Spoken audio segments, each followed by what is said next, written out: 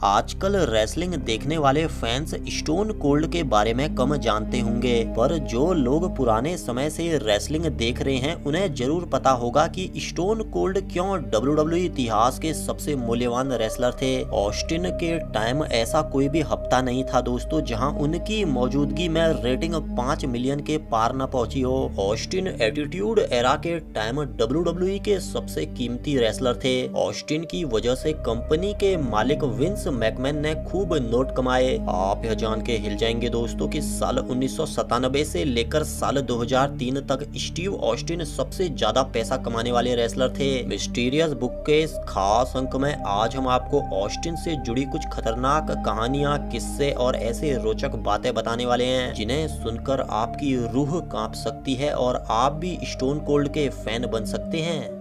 तो hello mysterious book members, मैं हूं आपका दोस्त Monu and welcome in mysterious book channel.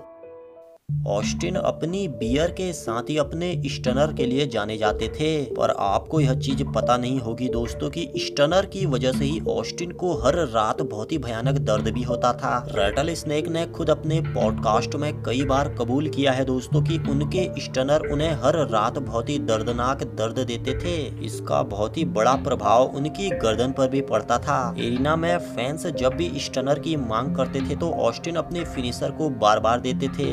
आप यह जान के हिल जाएंगे दोस्तों कि रेसलमानिया 32 में स्टोन कोल्ड का जो रोटेटर कफ है वो फट गया था।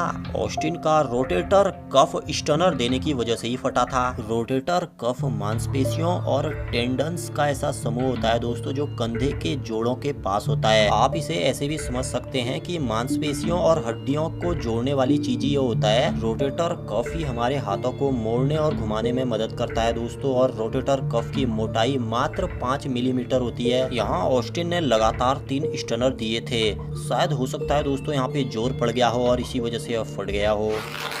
स्टोन कोल्ड WWE के एकमात्र ऐसे रेसलर हैं दोस्तों जिन्होंने 3 बार रॉयल रंबल जीता हुआ है। साल 1996 में Austin king of the ring बने और ऑस्टिन की बढ़ती लोकप्रियता को देखते हुए WWE की तरफ से भी इन्हें मोटी रकम दी जाती थी। 1999 से साल 2003 तक ऑस्टिन WWE से $12 मिलियन तक लेने लग गए थे। 1999 में ऑस्टिन का जो ब्लैक शर्ट था दोस्तों उसने कंपनी के शेयर्स में बहुत अधिक फायदा पहुंचाया। उस टाइम WWE शॉप्स में ऑस्टिन का शर्ट सबसे ज्यादा बिकने वाला ब्रांड बना और ऑस्टिन को भी मोटी रकम दी गई। साल 2003 में ऑस्टिन को अपनी गर्दन की चोट की वजह से मजबूरन रिटायरमेंट लेना पड़ गया था, पर उसके बाद भी वह रॉ के लिए काम करते थे और ऑस्टिन अपने पॉडकास्ट की होस्टिंग भी करते थे, जिस वजह से ऑस्टिन की कुल कमाई 45 मिलियन के पार पहुंच गई थी। WWE में ऑस्टिन के नाम 19 चैंपियनशिप्स हैं। इस दौरान intercontinental championship, tag team championship और 6 बार WWE चैंपियनशिप्स भी ऑस्टिन ने जीते हुए हैं। ऑस्टिन 5 बार ट्रिपल काउंट चैंपियन रहे हैं और यह चीज बताती है कि यह एक बहुत बड़ा इतिहास ही थे। WWE में कई ऐसे रेसलर्स हैं दोस्तों जिन्हें कभी खाने के लाले पड़ते थे, आज करोड़ों में खेल रहे हैं। द रॉक की बात करें तो कुछ साल पहले रॉक ने फेसबुक में बताया था कि जब वह पहली बार प्रो रेसलिंग की दुनिया में आए थे तो उनके पास सिर्फ $7 थे। ठीक ऐसे ही ऑस्टिन भी काफी गरीब इंसान थे दोस्तों। जब वह शुरुआत में रेसलिंग में आए थे तो ऑस्टिन को न के बराबर पैसा दिया जाता था। जहाँ कई रेसलर्स होटल में रह के रातें बिताते थे, ऑस्टिन अपनी कार के अंदर रातें बिताते थे। ऑस्टिन को उस टाइम होटल और भोजन का खर्चा भी नहीं दिया जाता था। यह भी सुनने को मिलता है कि यूनाइटेड स्टेट रेसलिंग एसोसिएशन के लिए काम करते हुए जेरी जेरट ने उन्हें बहुत ही कम पैसे दिए, जिस वजह से उस टाइम ऑस्टिन को केवल उबले हुए आलू खाकर जीवन बिताना पड़ा था। कहा जाता है दोस्तों कि बाद में जेरी जेरट और उनके बेटे जेफ जेरट के साथ ऑस्टिन ने इसीलिए काम नहीं किया। ऑस्टिन यही मानते हैं दोस्तों कि इन दोनों ने उनके साथ शुरुआती समय में बहुत ही बुरा व्यवहार किया।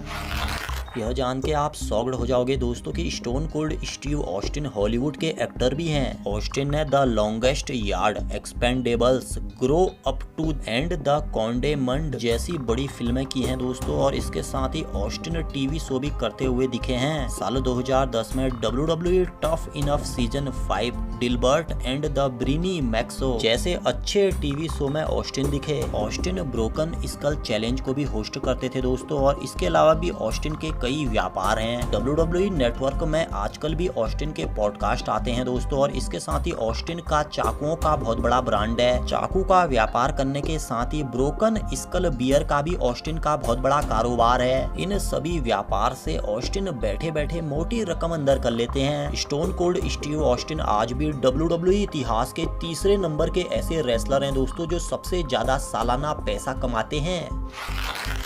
ऑस्टिन का ऑस्टिन 316 प्रोमो आज भी एक बहुत बड़ा ऐतिहासिक प्रोमो माना जाता है और फैंस इसको आज भी याद करते हैं। क्या था ऑस्टिन 316 का मतलब क्या था यह प्रोमो, इस पर विशेष वीडियो बनाया है। अभी तक वह वीडियो नहीं देखा तो जाके उसे तुरंत देखो। आपको यह जान के हैरानी होगी दोस्तों कि ऑस्टिन 316 प्रोमो कोई भी स्क्रिप्टेड नहीं था। ऑस्टिन के मन में जो आया उन्होंने बक दिया। किंग ऑफ द रिंग 1996 में ऑस्टिन ने जब जेक द स्नेक रॉबर्ट्स को हराया था तो उसके बाद ही यह सब उन्होंने बका था। स्टोन कोल्ड ने अपनी इंजरी के बाद ओवन हार्ट से बात करना छोड़ दिया था। समर स्लैम 1997 में ओवन हार्ट ने tomb stone pile driver Austin को मारा। यह पाइल ड्राइवर गलत तरीके से ऑस्टिन को लग गया, जिस वजह से ऑस्टिन की गर्दन में खतरनाक इंजरी हो गई। इस खतरनाक इंजरी के चलते ऑस्टिन को तुरंत रिटायरमेंट लेना पड़ा, वह भी एक मजबूरन रिटायरमेंट भी आप इसे कह सकते हैं। डॉक्टर्स ने ऑस्टिन को साफ कह दिया था कि दोबारा रिंग में नहीं आना, क्योंकि अब यह ऑस्टिन के लिए जानलेवा हो सकता था। कहा जाता है दोस्तों कि तब से ऑस्टिन ने कभी ओवन हार्ट से बातचीत नहीं किया। मेरे हिसाब से शायद दोस्तों ऑस्टिन दुखी हो गए होंगे अपने कैरियर के खत्म हो जाने की वजह से, पर हम भी यही चाहते हैं दोस्तों कि ऑस्टिन स्वर्गीय ओवन हार्ट को अब माफ कर दें। ऑस्टिन WWE में हमेशा अपनी मर्जी के मालिक रहे। ऑस्टिन की लोकप्रियता की वजह से ही इन्हें ऑफ स्क्रिप्ट जाने की भी इजाजत थी। यह जान के आप हिल जाएंगे दोस्तों कि ऑस्टिन ने अपना समर स्लैम मैच कैंसिल करवा दिया था, जो कि उनका चाइना और ट्रिपल एच के साथ हो रहा था। कहा जाता है दोस्तों कि समर स्लैम 1999 के मेन इवेंट में यह प्लान किया गया था कि चाइना और ट्रिपल एच के बीच एक मुकाबला होगा और इसमें ऑस्टिन भी होंगे। कंपनी के प्लान के हिसाब से यह एक ट्रिपल थ्रेट मैच था। खुद चाइना ने नंबर 1 कंटेंडर मैच जीतकर यह टाइटल शॉट लिया था। WWE के प्लान के हिसाब से इस मैच में चाइना की जीत तय थी, पर ऐन वक्त पे ऑस्टिन ने साफ मना कर दिया।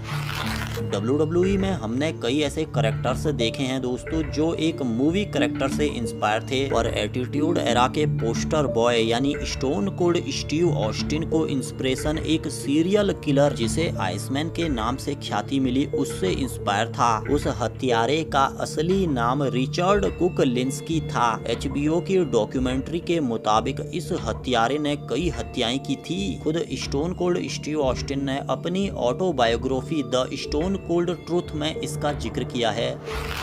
स्टोन कोल्ड को स्क्रिप्ट के हिसाब से काम करना कभी भी पसंद नहीं था। यह बात WWE का मैनेजमेंट भी जानता था, इसलिए उन्होंने ऑस्टिन को सब कुछ करने की इजाजत दिया हुआ था। WWE की कुछ अच्छी स्टोरी लाइन्स बनाने के पीछे भी स्टोन कोल्ड का हाथ है, ऐसा कहा जाता है। तो ये थे दोस्तों स्टोन कोल्ड स्टीव ऑस्टिन के जीवन से जुड़े कुछ खतरनाक कहानियां, किस्से और रोचक फैक्ट्स। काफी मेहनत करने के बाद हमने यह वीडियो आपके लिए तैयार किया है दोस्तों। तो वीडियो पसंद आता है तो वीडियो को लाइक, शेयर और चैनल को सब्सक्राइब किए बगैर मत जाइएगा। हमारे व्लॉग चैनल और गेमिंग चैनल को भी आप चेक कर सकते हैं। जल्द मिलते हैं, तब तक रखिए अपना ख्याल। मैं मोनू लेता हूँ आप सभी से विदा। नमस्कार।